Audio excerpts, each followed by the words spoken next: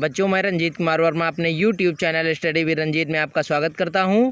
बच्चों, मैं आज आपको कक्षा 10 अर्थशास्त्र पाठ 2 जो कि भारतीय अर्थव्यवस्था के क्षेत्रक है, उसके बारे में महत्वपूर्ण प्रश्नों की जानकारी अपने वीडियो के माध्यम से लेकर आया हूं। तो बच्चों, देखते हैं भारतीय अर्थव्यवस्था में कौन कौन से प्रमुख क्षेत्रक हैं और उनके अर्थव्यवस्था में योगदान क्या है। इसके लिए आज आप हमारे वीडियो में पढ़ेंगे। तो सबसे पहले हम देखते हैं बच्चों, कक्षा 10 का हमारा दूसरा चैप्टर है भारतीय अर्थव्यवस्था के क्षेत्रक। तो इसमें है, देखिए, प्राथमिक क्षेत्रक या कृषि एवं सहायक क्षेत्रक से क्या तात्पर्य है। अर्थात आप कह सकते हैं कि प्राथमिक क्षेत्रक क्या है, जिसे कृषि एवं सहायक क्षेत्रक के नाम से भी जाना जाता है। इससे क्या तात्पर्य है, समझ गए बच्चों। आप कह सकते हैं चाहे प्राथमिक क्षेत्रक कहिए या कृषि एवं सहायक क्षेत्रक, क्योंकि प्राथमिक क्षेत्र हमारा कृषि से रिलेटेड होता है या कृषि से संबंधित है, इसलिए इसे कृषि एवं सहायक क्षेत्रक के नाम से भी जाना जाता है। तो इससे क्या तात्पर्य है, तो प्राथमिक क्षेत्रक को कृषि एवं सहायक क्षेत्रक इसलिए कहा जाता है क्योंकि हम अधिकांश प्राकृतिक उत्पाद जो इसमें कृषि, डेयरी, मत्स्य और वनों से प्राप्त करते हैं, ठीक, और वनों से प्राप्त करते हैं। तो अर्थात इसका तात्पर्य है कि प्राथमिक क्षेत्रक को कृषि एवं सहायक क्षेत्रक इसलिए कहा जाता है क्योंकि इसमें अधिकांश जो प्राकृतिक उत्पाद होते हैं, जैसे कृषि जो प्रकृति पर निर्भर करती है, डेयरी, मत्स्य यानी मछली पालन, और वनों से प्राप्त करते हैं। यानी वनों से प्राप्त करने का तात्पर्य है कि जितने भी उत्पाद होते हैं सब वनों से ही प्राप्त किए जाते हैं, इसलिए इसे प्राथमिक क्षेत्रक या कृषि क्षेत्रक कहा जाता है, क्योंकि यह प्रकृति के ऊपर अधिक निर्भर होता है। जो हमारी फसल होती है ठीक है, या कृषि कह सकते हैं, जो जितनी भी कृषि, वन, बागवानी, जितना भी कुछ होता है, या कह सकते हैं मत्स्य पालन, ये सब प्रकृति के ऊपर ही निर्भर होता है। बिना प्रकृति के सहयोग से इसमें कोई लाभ प्राप्त नहीं किया जा सकता है। तो इस प्रकार प्राथमिक क्षेत्रक में कृषि का बहुत महत्वपूर्ण योगदान होता है। फिर बच्चों, हमारा अगला प्रश्न बनता है इसमें, राष्ट्रीय ग्रामीण रोजगार गारंटी अधिनियम को काम का अधिकार क्यों कहा जाता है। यानी जिसको मनरेगा आप लोग कहते हैं, महात्मा गांधी अंतर्राष्ट्रीय रोजगार गारंटी योजना, इसकी शुरुआत 2005 में बच्चों हुई थी। 21 अक्टूबर 2005 में इसकी शुरुआत हुई थी। तो अब देखते हैं इसे, राष्ट्रीय ग्रामीण रोजगार गारंटी अधिनियम को काम का अधिकार क्यों कहा जाता है। तो देखिए, इसमें इस अधिनियम के अंतर्गत उन सभी लोगों को जो काम करने में सक्षम है और जिन्हें काम की ज़रूरत है, सरकार द्वारा वर्ष में 100 दिन के रोजगार की गारंटी दी जाती है, इसलिए इसे काम का अधिकार कहा जाता है।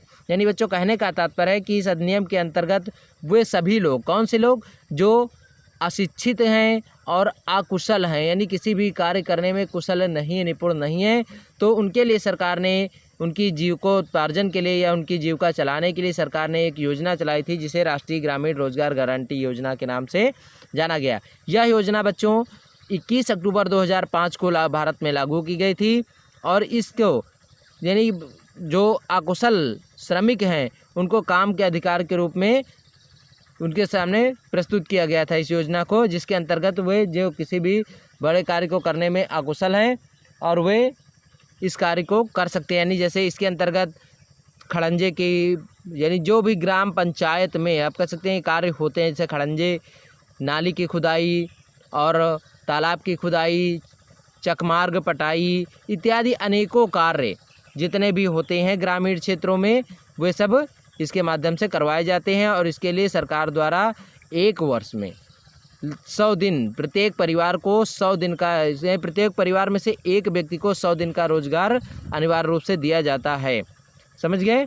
तो इसलिए कहा गया कि इस अधिनियम के अंतर्गत उन सभी लोगों को जो कार्य करने में सक्षम है, यानी विकलांग नहीं होने चाहिए, कार्य करने में सक्षम हो, किसी भी प्रकार का कार्य कर सकते हो, और जिन्हें काम की ज़रूरत है, यानी अपने परिवार का पालन पोषण करने के लिए काम की ज़रूरत है, सरकार द्वारा वर्ष में 100 दिन का रोजगार की गारंटी दी जाती है, इसलिए इसे काम का अधिकार कहा जाता है। यानी इसके लिए जो श्रमिक होता है वो अपना अधिकार प्राप्त कर सकता है, इसलिए इसे काम का अधिकार कहा जाता है। यानी प्रत्येक अकुशल श्रमिक को कार्य करने का अधिकार है मनरेगा में, इसलिए इस जो राष्ट्रीय महात्मा गांधी अंतर्राष्ट्रीय ग्रामीण रोजगार गारंटी योजना, अर्थात इसको मनरेगा या आप काम का अधिकार, ठीक है, कह सकते हैं। फिर आगे अगला है हमारा, देखिए जो अर्थव्यवस्था के क्षेत्र हैं, इनको मैंने आप लोगों ने पिछले क्लासों में पढ़ा भी होगा और हो सकता है अगले वीडियो में मैंने बताया भी हो कि जो अर्थव्यवस्था के क्षेत्र होते हैं वे, उनके बारे में मैंने आप लोगों को बताया। प्राथमिक क्षेत्र, द्वितीयक क्षेत्र और तृतीयक क्षेत्र, 3 प्रकार के अर्थव्यवस्था के क्षेत्र जो होते हैं 3 प्रकार के होते हैं, प्राथमिक क्षेत्र, द्वितीयक क्षेत्र और तृतीयक क्षेत्र। तो आज हम पढ़ते हैं इसमें सार्वजनिक। देखिए यहाँ पर एक जो सार्वजनिक क्षेत्र का आशय क्या है, तो सार्वजनिक क्षेत्र में उत्पादन के संसाधनों पर सरकार का स्वामित्व, प्रबंधन व नियंत्रण होता है। ठीक, तो जैसे सार्वजनिक क्षेत्र कौन कौन से होते हैं, तो इसमें आप बच्चों को कह सकते हैं कि वे क्षेत्र जिसमें सार्वजनिक क्षेत्रों में उत्पादन पर, संसाधनों पर या उत्पादन पर और संसाधनों पर सरकार का स्वामित्व होता है, ऐसे क्षेत्र को हम सार्वजनिक क्षेत्र के नाम से जानते हैं। जैसे कह सकते हैं रेलवे और डाकघर, तो इसमें सरकार का संपूर्ण स्वामित्व होता है, यानी इसमें संसाधनों पर सरकार का स्वामित्व होता है, इसका प्रबंधन व नियंत्रण भी सरकार करती है, और लेकिन जो इसका लाभ होता है वो सार्वजनिक क्षेत्रों में सभी व्यक्ति उठाते हैं, इसलिए इसे सार्वजनिक क्षेत्र कहा जाता है। यानी वे क्षेत्र जो, या कह सकते हो वे संसाधन जिसमें सरकार के साथ साथ संपूर्ण समाज का जो लाभ होता है, ऐसे संसाधनों को सार्वजनिक क्षेत्र कहा जाता है, या ऐसे क्षेत्रों को सार्वजनिक क्षेत्र कहा जाता है। ठीक, फिर आगे देखिए आर्थिक गतिविधियों का प्रारंभिक, द्वितीयक एवं तृतीयक क्षेत्रों में विभाजन की उपयोगिता, यानी आर्थिक गतिविधियों का प्राथमिक, द्वितीयक एवं तृतीयक क्षेत्रों में विभाजन की उपयोगिता। तो देखिए इसमें आर्थिक गतिविधियों को 3 श्रेणियों में बांटा गया है। जो हमारी आर्थिक गतिविधियाँ यानी धन की गतिविधियाँ, धन लाभ की गतिविधियाँ, उनको 3 श्रेणियों में बांटा गया है, प्राथमिक, द्वितीयक और तृतीयक श्रेणी में। तो प्राथमिक श्रेणी क्या होती है बच्चों? प्राथमिक क्षेत्र में इसको कहते हैं कि कृषि, डेयरी, मत्स्य एवं वनारोपण से संबंधित गतिविधियां प्राथमिक क्षेत्र में आती हैं, अर्थात इसको आप प्राकृतिक क्षेत्र भी कह सकते हो, यानी जिसमें प्रकृति का महत्वपूर्ण योगदान होता है, जैसे कृषि, डेयरी, मत्स्य व वनारोपण से संबंधित जितनी भी गतिविधियां आती हैं वो प्राथमिक क्षेत्र में आती हैं।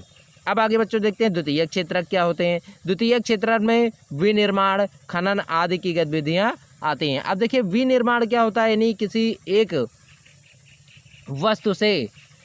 वस्तु को संशोधित करके अन्य वस्तुएं बनाई जा सके, उसे हम कहते हैं विनिर्माण।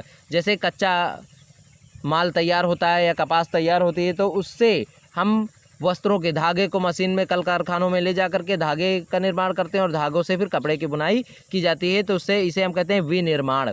और खनन क्या है, यानी खाद्यान्नों से कच्चा माल निकाला जाता है उसे संशोधित करके, जैसे पेट्रोलियम या अनेक प्रकार के, तो जैसे कच्चा तेल जो खाद्यान्नों से निकाला जाता है उसे संशोधित करके उससे ग्रीस, डीजल, मिट्टी का तेल और पेट्रोल सब अलग अलग कर दिया जाता है, तो इसे कहते हैं द्वितीयक क्षेत्र। ठीक है, यानी इसके अंतर्गत द्वितीयक क्षेत्रों में जैसे विनिर्माण, खनन आदि की गतिविधियाँ आती हैं। फिर तृतीयक क्षेत्र क्या होते हैं? तृतीयक क्षेत्र यानी इन क्षेत्रों में सेवाओं से जुड़ी गतिविधियाँ आती हैं। सेवाओं से अर्थात सरकारी नौकरियाँ जो होती हैं वे, यानी पढ़े लिखे वर्ग के लोगों के लिए तृतीयक क्षेत्र होता है। इसमें इन क्षेत्र में सेवाओं से जुड़ी गतिविधियाँ आती हैं। यह वर्गीकरण अत्यधिक उपयोगी है। इसके द्वारा हम विकास के साथ साथ व्यावसायिक स्थिति के बारे में भी ज्ञान प्राप्त कर सकते हैं।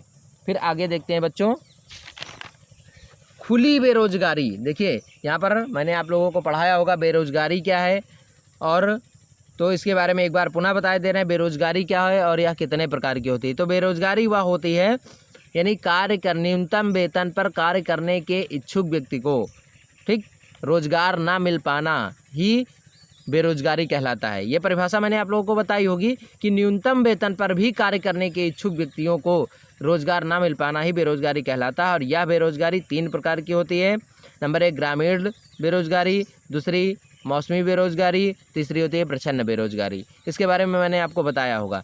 तो यहाँ पर खुली बेरोजगारी या प्रच्छन्न बेरोजगारी वही होती है जिसे खुली बेरोजगारी भी कहा गया है। तो बेरोजगारी के बीच यानी खुली बेरोजगारी और एवं खुली बेरोजगारी यानी ग्रामीण बेरोजगारी। तो खुली बेरोजगारी एवं प्रच्छन्न बेरोजगारी के बीच विभेद यानी अंतर तो इसमें देखते हैं खुली बेरोजगारी एवं प्रचंड बेरोजगारी के बीच अंतर निम्नलिखित है। जिसे कह सकते हैं खुली बेरोजगारी वह दशा है जिसमें कार्य करने के इच्छुक व्यक्ति प्रचलित मजदूरी पर कार्य करने वाले लोगों को काम नहीं मिलता, जिसके कारण वे बेरोजगार रहते हैं। इसलिए यह बेरोजगारी प्रत्यक्ष रूप से देखी जा सकती है। अब देखिए खुली बेरोजगारी या ग्रामीण बेरोजगारी आप इसे कह सकते हैं, ठीक है, चाहे उसे खुली बेरोजगारी कहिए या ग्रामीण बेरोजगारी। तो इसके अंतर्गत कार्य करने के इच्छुक व्यक्तियों को प्रचलित मजदूरी पर, जो उस समय गांव की प्रचलित मजदूरी है उस पर कार्य करने के इच्छुक व्यक्तियों को भी रोजगार न मिल पाना ही खुली बेरोजगारी कहलाता है। ठीक, तो यहाँ पर प्रत्यक्ष रूप से देखी जा सकती तथा आंकड़ों के द्वारा इसकी अभिव्यक्ति भी की जा सकती है। यह देश में बेरोजगारी के आंकड़ों को बताती है। इसके विपरीत प्रचंड बेरोजगारी में हमें दिखाई पड़ता है कि व्यक्ति रोजगार में लगा है किंतु वह बेरोजगार है, क्योंकि यह उत्पादन में कोई योगदान नहीं करता है। तो देखिए खुली बेरोजगारी के अंतर्गत ग्रामीण बेरोजगारी आती है, जिसमें न्यूनतम जो यहाँ की प्रचलित मजदूरी है उस पर कार्य करने के जो इच्छुक व्यक्ति होते हैं, ठीक है, यानी न्यूनतम मजदूरी की दर से कार्य करने के इच्छुक व्यक्तियों को भी रोजगार नहीं मिल पाता, तो उसे हम खुली बेरोजगारी या ग्रामीण बेरोजगारी कहते हैं। और दूसरा है हमारा कि जो प्रचंड बेरोजगारी है, इसमें होता है कि जो बेरोजगारी यानी किसी कार्य में जितने मजदूरों की आवश्यकता होती है उससे अधिक मजदूरों का व्यस्त होना, यानी कार्य जैसे दो व्यक्तियों का कोई कार्य हो जाए, जैसे एक मान लीजिए कोई कार्य है तो उसमें वह कार्य दो व्यक्तियों, जहाँ पर उस कार्य को दो व्यक्ति पूरा कर सकते हैं तो उस कार्य में 5 व्यक्तियों को सम्मिलित करना, ये प्रचंड बेरोजगारी का उदाहरण होता है, क्योंकि इसमें जो शेष 3 व्यक्ति कार्य में लगे होते हैं उनकी वहाँ पर कोई आवश्यकता नहीं होती, इसलिए ये 3 व्यक्ति जो होते हैं वो प्रचंड बेरोजगार होते हैं। ठीक, फिर आगे देखते हैं बच्चों, राष्ट्रीय ग्रामीण रोजगार गारंटी अधिनियम 2005 से क्या तात्पर्य है। तो राष्ट्रीय ग्रामीण रोजगार गारंटी अधिनियम 2005 का उद्देश्य चयनित जिलों में ग्रामीण क्षेत्रों में प्रत्येक परिवार में से एक सदस्य को वर्ष में कम से कम 100 दिन का अकुशल श्रम वाले रोजगार की गारंटी देना है। राज्यों में कृषि श्रमिकों के लिए लागू वैधानिक मजदूरी का भुगतान किया जाएगा। इसके लिए 33% महिलाएं भी भुक्तभोगी होंगी। योजना के लिए इच्छुक एवं पात्र व्यक्ति भी भुक्तभोगी होंगे। योजना के लिए, ठीक है, योजना के लिए इच्छुक एवं पात्र व्यक्ति द्वारा पंजीकरण कराने के 15 दिन के भीतर रोजगार न दिए जाने पर निर्धारित दर से बेरोजगारी भत्ता सरकार द्वारा दिया जाएगा। इस प्रकार यह अधिनियम रोजगार की वैधानिक गारंटी प्रदान करता है। तो देखिए बच्चों, इसमें जो हमारा अंतर्राष्ट्रीय यानी जो कह सकते हैं राष्ट्रीय ग्रामीण रोजगार गारंटी योजना अर्थात मनरेगा है, तो इस रोजगार गारंटी योजना जो इसकी शुरुआत हुई थी अक्टूबर 2005 में, यह तो इसका उद्देश्य था कि चयनित जिलों में, जो इसके लिए चयनित किए गए हैं कुछ जिले, चयनित जिलों में ग्रामीण क्षेत्रों में प्रत्येक परिवार में से एक सदस्य को, जो उसके प्रत्येक परिवार में से किसी एक सदस्य को वर्ष में कम से कम 100 दिन का अकुशल श्रम वाले रोजगार की गारंटी देना है। तो इसके लिए राज्यों में कृषि श्रमिकों के लिए लागू वैधानिक गारंटी होती है या मजदूरी का भुगतान किया जाएगा। इसके लिए 33% जो महिलाएं होती हैं उनको भी आरक्षण दिया जाता है, अब वो भी भुक्तभोगी इस योजना की 33% महिलाएं भी भुक्तभोगी होती हैं। योजना के लिए इच्छुक व्यक्ति पात्र व्यक्ति या कह सकते हैं आप पात्र व्यक्ति द्वारा पंजीकरण कराने के 15 दिन के भीतर ही रोजगार न दिए जाने की निर्धारित दर से बेरोजगारी भत्ता सरकार के द्वारा दिया जाता है। यानी जो इसके लिए पात्र व्यक्ति हैं उन्होंने यदि इस योजना में पंजीकरण करवा दिया, उसके 15 दिन बाद भी यदि उन्हें रोजगार नहीं मिल पाता है तो ऐसी स्थिति में सरकार उन्हें बेरोजगारी भत्ते के रूप में उन्हें बेरोजगारी भत्ता देती रहती है। इसलिए यह अधिनियम रोजगार वैधानिक गारंटी प्रदान करता है। तो उसके बाद में आगे है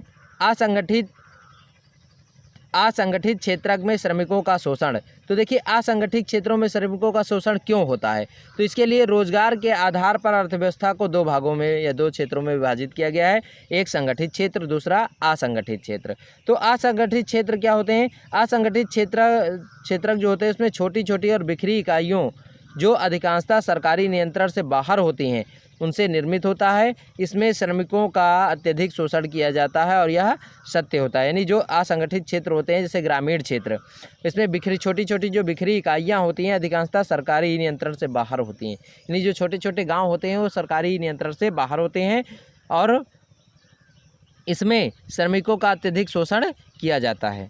ठीक, तो इसके अंतर्गत देखिए, और यह सत्य होता है। तो इसके अंतर्गत असंगठित मजदूरों के शोषण के पक्ष में एक तर्क दिया गया है कि असंगठित मजदूरों के शोषण के पक्ष में तर्क निम्नलिखित है, जिसमें नंबर 1, इस क्षेत्रों में नियमों का पालन नहीं होता है। यानी जो ये असंगठित क्षेत्र होते हैं इसमें नियमों का कोई पालन नहीं होता है। इसमें मजदूरी बहुत कम दी जाती है, यानी और इसमें मजदूरी जो श्रमिक होते हैं उनको मजदूरी बहुत कम दी जाती है। दूसरा है, इसमें श्रमिकों से अतिरिक्त कार्य लिया जाता है। यानी इसमें श्रमिकों से अतिरिक्त कार्य लिया जाता है किंतु अतिरिक्त वेतन नहीं दिया जाता है तथा किसी समस्या में छुट्टी का कोई प्रावधान इसमें नहीं होता है। यानी बुखार जुकाम बीमारी या कोई अन्य कार्य हो जाए तो इसमें छुट्टी का कोई प्रावधान नहीं होता है। यह रोजगार ना स्थायी होता है और ना ही सुरक्षित होता है। यानी स्थायी भी नहीं होता है कि कब तक चलेगा और सुरक्षित भी नहीं होता है। फिर इसमें इस कार्य करने वाले श्रमिक अधिकतर निम्न वर्ण से संबंधित होते हैं। यानी इस रोजगार में कार्य करने वाले जो व्यक्ति होते हैं वो अधिकतर निम्न वर्ण से संबंधित होते हैं। तो बच्चों, ये हमारे पाठ के कुछ महत्वपूर्ण प्रश्नोत्तर थे और इसके अंतर्गत यानी महत्वपूर्ण बिंदु जिनमें मैंने इनको संकलित किया है। और ये यानी इसके आगे ये हमारा पार्ट प्रथम है और द्वितीय पार्ट इसके आगे हम पढ़ाएंगे। तब तक के लिए हम यहीं पर विराम लेते हैं। आप इन प्रश्नों को पढ़िए और अधिक से अधिक अपने मित्रों को शेयर करिए जिससे वो इसका लाभ उठा सकें, तथा यदि अभी तक आपने हमारे चैनल को सब्सक्राइब नहीं किया है तो कर लीजिए, जिससे इस पाठ का पार्ट 2 भी आपके पास पहुंच सके। धन्यवाद।